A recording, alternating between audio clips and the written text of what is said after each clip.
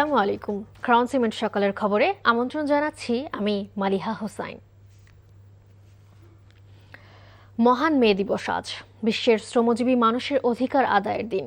ঐতিহাসিক লড়াইয়ের দিনকে স্মরণ করে বিশ্বব্যাপী পালিত হচ্ছে দিবসটি। রাষ্ট্রীয়ভাবে মে দিবস পালিত হচ্ছে বাংলাদেশেও। শ্রম ও কর্মসংস্থান মন্ত্রণালয়ের আয়োজনে বাংলাদেশ চীন মৈত্রী সম্মেলন কেন্দ্রে আলোচনা সভা আয়োজন করা হয়েছে। দিবসটি উপলক্ষে রাজধানী সহ সারা দেশেই ক্ষমতাসীন বিএনপি, প্রধান বিরোধী দল জামায়াত ইসলামী ও এনসিপি সহ বিভিন্ন রাজনৈতিক ও পেশাজীবী সংগঠন নানা কর্মসূচি পালন করছে। মে দিবসের সূচনা 1886 সালে যুক্তরাষ্ট্রের শিকাগো শহরে শ্রমিকদের ঐতিহাসিক আন্দোলনের মধ্য দিয়ে। এরপর 1889 সালে দ্বিতীয় আন্তর্জাতিক শ্রমিক সম্মেলনে 1 মে আন্তর্জাতিক শ্রমিক দিবস হিসেবে পালনের সিদ্ধান্ত নেয়। সেই থেকে দিবসটি বিশ্বজুড়ে শ্রমিক অধিকার ও ন্যায্যতার প্রতীক হিসেবে পালিত হয়ে আসছে।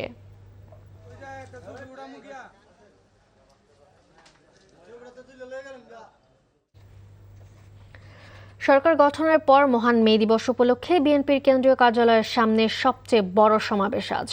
এই সমাবেশে দেশের বর্তমান পরিস্থিতি এবং রাজনৈতিক বাস্তবতা তুলে ধরবেন প্রধানমন্ত্রী ও বিএনপি চেয়ারম্যান তারেক রহমান। বেলা 2:30টায় সমাবেশের আনুষ্ঠানিকতা শুরু হবে।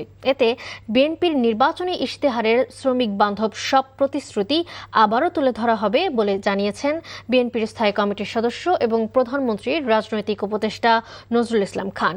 দলের সিনিয়র যুগ্ম মহাসচিব ও প্রধানমন্ত্রীর উপদেষ্টা রুহুল কবির রিজভী জানিয়েছেন বিপুল পরিমাণ লোকের সমাগম হবে নয়াপল্টনের সমাবেশে।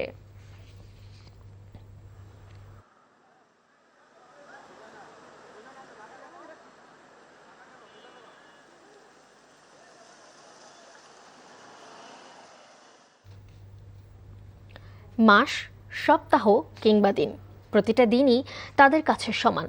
অধিকাংশ শ্রমিকেরই নেই সাপ্তাহিক ছুটি, ন্যূনতম মজুরি কিংবা স্বাস্থ্য সুরক্ষা সামগ্রী। বলছিলাম ট্যানারি শিল্প ও ইটভাটা শ্রমিকদের কথা, যাদের জীবন কাটে ক্রোমিয়ামের বিষাক্ত পানি আর দুর্গন্ধে। আবার কারো জীবন কাটে ইটভাটার উত্তপ্ত কালো ধোঁয়ায়। ভাটার কয়লার আগুনে ইট পড়ে আর তাপ ও খাটুনির চাপে অঙ্গার হন এসব শ্রমজীবী মানুষ। মহান মে দিবসে এসব শ্রমজীবী মানুষের গল্প তুলে ধরার চেষ্টা করেছেন ওবায়দুল্লাহ মামুন। ছবি তুলেছেন মোখলেসুর রহমান। আমরা যদি বদ্ধ রাখি তাহলে আমরা টাকা পাই, আর যদি কাজ করি তাহলে টাকা পাই। মানে এত কষ্ট করি আর কি, খরচে যেটা মানে করি আর খাই, যে ভবিষ্যতে কিছু করুম মানে ওইরকম কোনো সিস্টেম নেই। বাবুল মিয়া 1 দশকেরও বেশি সময় ধরে ট্যানারি শিল্পে দিনমজুর হিসেবে কাজ করছেন। ট্যানারির রাসায়নিকের সাথে তার পরিচয় দীর্ঘদিনের, ফলে এ খাতের শ্রমিকদের অনেকেরই ঘা, পচা, শ্বাসকষ্ট আর ক্যান্সারে আক্রান্ত হন হরহামেশা। বেশি সমস্যা হয় চুলকানির, অ্যালার্জির সমস্যা হয়। যেই টাকা দরকার আমাদের ওই টাকা আমরা পাচ্ছি না। কিন্তু এ নিয়ে কোনো অভিযোগ নেই তাদের। হাড়ভাঙ্গা খাটুনির পরও নেই সাপ্তাহিক ছুটি, মেলে না ওভারটাইমও। সাপ্তাহিক ছুটি তো দেওয়া হয় না, এমন ওভারটাইমও দেওয়া হয় না। এখানে এরকম সিস্টেম না, এরকম তারা পাবি না।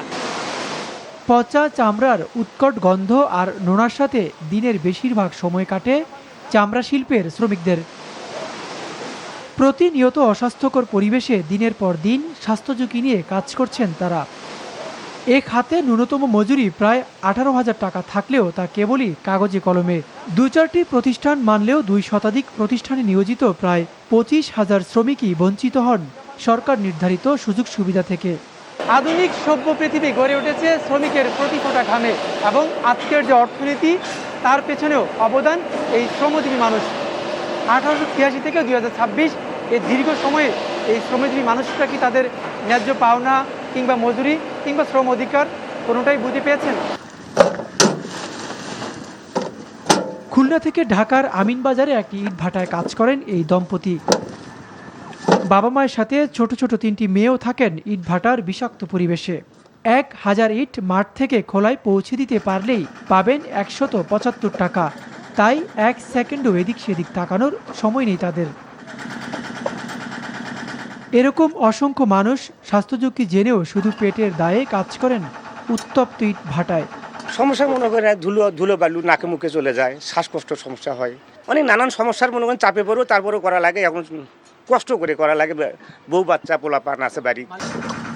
শ্রমিকের ঘামের ফোঁটায় রাষ্ট্র বা সরকার টিকে থাকলেও তাদের মূল্যায়ন আর মর্যাদা নিয়ে কি ভাবছে সরকার? যে অপ্রাতিষ্ঠানিক শিল্প খাত রয়েছে তাদেরকে ধাপে ধাপে এবং ধীরে ধীরে কিভাবে আমরা একটি প্রাতিষ্ঠানিক কাঠামোতে আনতে পারি, কোন পলিসি ফ্রেমওয়ার্কের ভিতর তাদেরকে আরো ভালো রাখা যায়, আরো সুরক্ষিত রাখা যায়, সেটি নিশ্চিত করতে হবে। দেশকে যদি এগিয়ে নিয়ে যেতে হয় তাহলে আমাদের অবশ্যই এই দেশের অগ্রযাত্রার পাথেও যে শ্রমিক তাদের সুরক্ষিত রাখতে হবে। শ্রমিকদের দক্ষতা বৃদ্ধি ও তাদের অধিকার নিয়ে সরকার কাজ করছে বলেও জানান তিনি। Obaidullah Mamun, NTV news, Dhaka.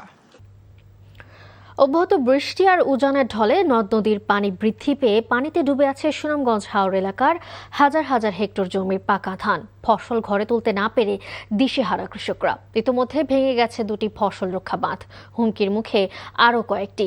পানিতে ডুবে আছে 9,049 হেক্টর জমির বোরো ধান। 200 কোটি টাকার ক্ষতির আশঙ্কা করছে কৃষি বিভাগ। তবে হাওর নেতাদের দাবি ক্ষতির পরিমাণ আরও বেশি। মৌলভীবাজারেও তলিয়ে গেছে বিভিন্ন হাওরের 797 হেক্টর বোরো ধান। চোখের সামনে ফসল হারিয়ে নিঃস্ব হাজারো কৃষক। খোয়াই নদীর বাঁধ ভেঙে পানি ঢুকছে হবিগঞ্জের বানিয়াচং উপজেলার দাউগাঁও হাওরে। পানির নিচে জেলার 7,000 হেক্টর জমির পাকা ধান। টানা বৃষ্টিতে নদ নদীর পানি বৃদ্ধি পেয়ে তলিয়ে গেছে কিশোরগঞ্জের হাওরের 4,000 হেক্টরের বোরো ফসল। ভারী বর্ষণ ও পাহাড়ি ঢলে তলিয়ে আছে নেত্রকোনায় হাওর অঞ্চলের কৃষকদের কষ্টার্জিত ফসল। কাঁচা পাকা ধান কেটে নেয়ার আপ্রাণ চেষ্টা তাদের। বিশ্বের বৌদ্ধ ধর্মাবলম্বীদের জন্য আজ বিশেষ দিন, শুভ বুদ্ধ পূর্ণিমা। গৌতম বুদ্ধের জন্ম, বোধিলাভ এবং মহাপরিনির্বাণ, এই 3টি গুরুত্বপূর্ণ ঘটনা একই দিনে সংঘটিত হয়েছিল বলে দিনটি অত্যন্ত তাৎপর্যপূর্ণ। এই উপলক্ষে রাজধানীর মেরুল বাড্ডার আন্তর্জাতিক বৌদ্ধ মন্দিরে বৌদ্ধ সম্প্রদায় উদযাপন করছে বুদ্ধ পূর্ণিমা। ভোর থেকেই বৌদ্ধ মন্দিরে ভক্তরা ফুল, প্রদীপ এবং ধূপ জ্বালিয়ে গৌতম বুদ্ধের প্রতি শ্রদ্ধা নিবেদন করেন। দিনটি উপলক্ষে আয়োজন করা হয়েছে ধর্মীয় আলোচনা সভাও। ভক্তদের বিশ্বাস, এই দিনের আচার অনুষ্ঠান তাদের জীবনে শান্তি ও কল্যাণ বয়ে আনবে। সকালের খবর এটুকুই। এই খবরের ভিডিও সহ আপডেট জানতে ভিজিট করুন NTV অনলাইন www.ntvbd.com। এছাড়াও NTVর জনপ্রিয় সব অনুষ্ঠান ও খবরের আপডেট জানতে ভিজিট করুন আমাদের ইউটিউব ও ভেরিফাইড ফেসবুক পেজ। 12টায় মধ্যাহ্নের খবর দেখার আমন্ত্রণ রইল। ধন্যবাদ সবাইকে।